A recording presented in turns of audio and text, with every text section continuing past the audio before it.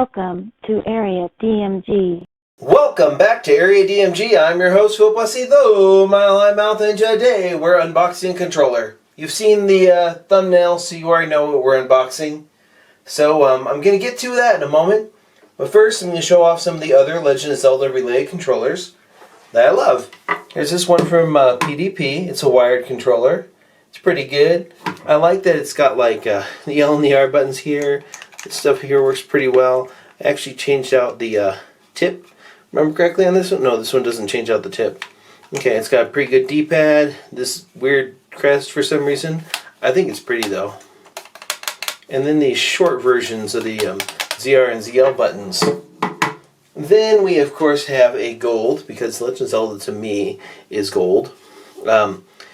GameCube style controller. This one's from Power A, same company that makes the controller we're gonna unbox today. This is GameCube style. I like how it's got a little bit of give on the ZR and ZL buttons, and then big old A button, which sometimes to reduce lag, or rather input lag, essentially not input lag, to increase reaction time. In some first-person shooters, I'll just set my fire button to A. Yeah, no nuance whatsoever. No resting it in there, nothing.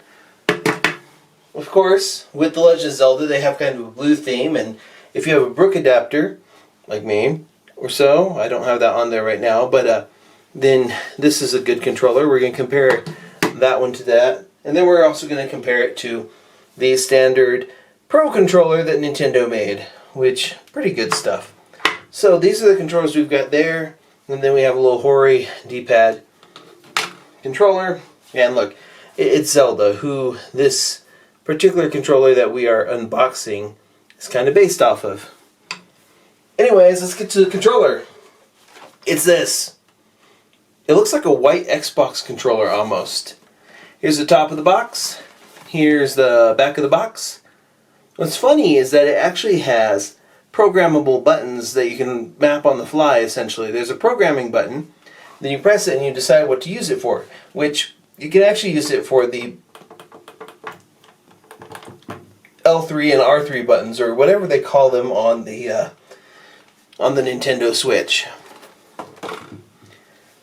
Like most of these, like for example, this only works in handheld mode. This most of these ones here, motion controls, motion controls, motion controls, no motion controls, no motion controls on the Switch unless you have the Brook adapter. No motion controls, period. Rumble, rumble, no rumble, no rumble, no rumble. NFC, that's pretty much it. This is the only one of these that you could use this on. Anywho, this is the back of the box, side of the box, front of the box, bottom of the box, other side of the box, top of the box. Now let's go ahead, part these out here and open it up. I wanted to get this one because it's pretty gorgeous, to be perfectly honest. A lot of the stuff for The Legend of Zelda, Ocarina of Time, Breath of the Wild is gorgeous. A lot of the products that are themed after it are fantastic. I can't wait to see what they do with Legend of Zelda. I'm thinking Dawn of the Ancient Kingdom, or Dawn of the Lost Kingdom. That's what I'm calling the second game that takes place in the Breath of the Fire world a bit. You know, oh look, it's shiny right here. Anyways, oh, there's one more thing I gotta clip in here. There's those little clear plastic circly thingies that, there we go, boon and bane of everyone's existence. Rather, the existence of unboxers everywhere. Yeah, if I rip this box, I honestly don't really care. Okay, here we go. Here's the enhanced wireless controller instructions. They show everything here, you know, and then the extra buttons, which they're calling AGL and AGR. Yep, programming. You know, some of these ones, yeah, let's see. These are, of course, for the Switch. You set it up by, you have to have system update 6.01 or higher. And pretty much what you do is you go to the in the system settings, scroll down, no, here we go. Wireless pairing. From the home menu, select controllers, then change grip and order. While the following screen is displayed, press and hold down the sync button for at least 1 second on the controller. Once the controller is paired once, it'll auto-connect next time. Yep. And a few other things. Motion controls, etc., etc. Motion warning. You know, don't throw this at kids or whatnot. Or do throw it at kids. It's up to you. Free country. Anywho, let's take this out. Oh, I think it's kind of funny that these controllers from Power A and such, this one uses Bluetooth. Oh no, Zelda! Okay. She's okay. She's okay. She's very resilient. I can't wait to see if there's going to be a new amiibo for her for the next Legend of Zelda Breath of the Wild game. Anyways, comes with batteries, 2 Energizer AA's, which makes it similar to this one, and this one. So, this is the front of the controller. It's kind of gorgeous, a little blue because of the Silent Princess flowers, which they have right here. This is the back of it, stylish. Ooh, it's got Z and R buttons are kind of weirdly sharp. I think as far as Z and R buttons go, this one's got like some give to it, although you can get kits to fix that. And let's see, these are okay. These ones are fine. These are kind of similar to it, but you have a little bit more give, which I don't know if some people that matters, some people it doesn't. Let's get down to it. System update required. You have to be 6.0.1 or higher. Let's go ahead and put this down here for a moment. Oh, this one's connected to my Switch. There we go. Gotta love that when that happens. Sadly, there's nothing to like really fuss over when it comes to this packaging. I mean, there's no lovable plastic stuff for me to wrinkle in front of the camera. Sorry about that. I mean, this is closest we get to.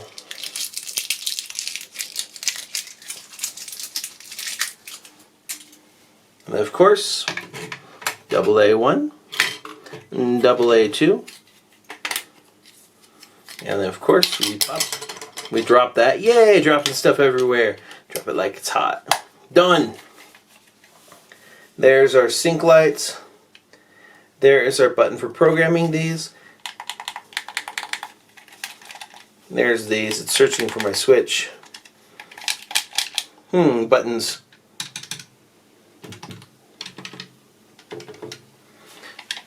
If I would say that the buttons, these are dual type buttons. I actually kind of dig the way these sticks are. They're kind of like, yeah, I see what they did there. You see, the PDP ones are kind of a weird cross between, well, they're not angular like Xbox One controllers are, or as sharp as the controller for. If you'll notice, the controller's shape is slightly different than, say, the Pro Controller. Pro Controller feels kind of like this. This feels more like this. We're going to test out that D-pad, of course, with a lot of games. It's got some good give to it. To be perfectly honest, I don't like this D-pad that much. And this one's too small. This one's too small. This is about right. Although, this has a pretty good D-pad. It's almost micro switches in there. That'd be nice. I would love to have something with a micro switch D-pad released for the Nintendo Switch. Button-wise, pretty good. And we'll test this out in games. It's got a nice finish to it. Just looks nice.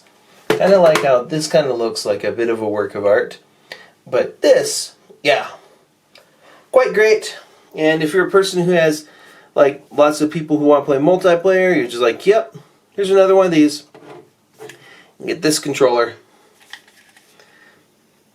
Do I think this is worth it? Well, let's see. Do you not have one of these? If you have one of these, and you're like, I need another controller, but I want something that's quality, pick up the Power A things like this. This is actually a pretty good controller. I know these are actually pretty good.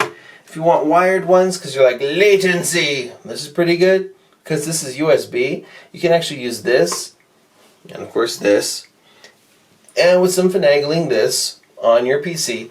Oh, these are also Bluetooth, so it is possible using less than conventional means to pair them to your PC. But yeah, this is about, it's about 50 bucks. You can find them on sale often. They're actually a really good deal. There are wired versions of these controllers. They're not as good, and they don't have motion control. It's kind of weird because they have wired versions of this type of controller that have Splatoon art, but because it doesn't have motion control, you can barely use it for Splatoon. So, yeah, this is pretty. Just look at it. Just take that in. The art style in Breath of the Wild is fantastic. Anyways, I've rambled on too much about this controller, and I'm going to do some comparisons on D-pads at some point. Talk about the D-pads I like, the D-pads I don't. Hint, I really like these types of D-pads for if you're in handheld mode. And the cool thing is, if all the rumors about the Pro are correct, all of the accessories that you can use on your modern Switch right now will, for the most part, work on that one. Might not on the Mini that's rumored, but this might. So, good. And of course, these will. But yeah, that's the, what is this? The Legend of Zelda Breath of the Wild enhanced wireless controller. It's cool. I'm going to throw away that box. Don't need it. But yeah, this is nice looking. It's very nice looking. Just it's precious. This is precious cargo. Anyways, let me know in the comments below what you think. Hit that thumbs up, hit that share button, hit that subscribe button, and ring that little bell so you're notified whenever we have a brand new video here on Area DMG. Until next video comes out, you are now caught up. Morning, Maya.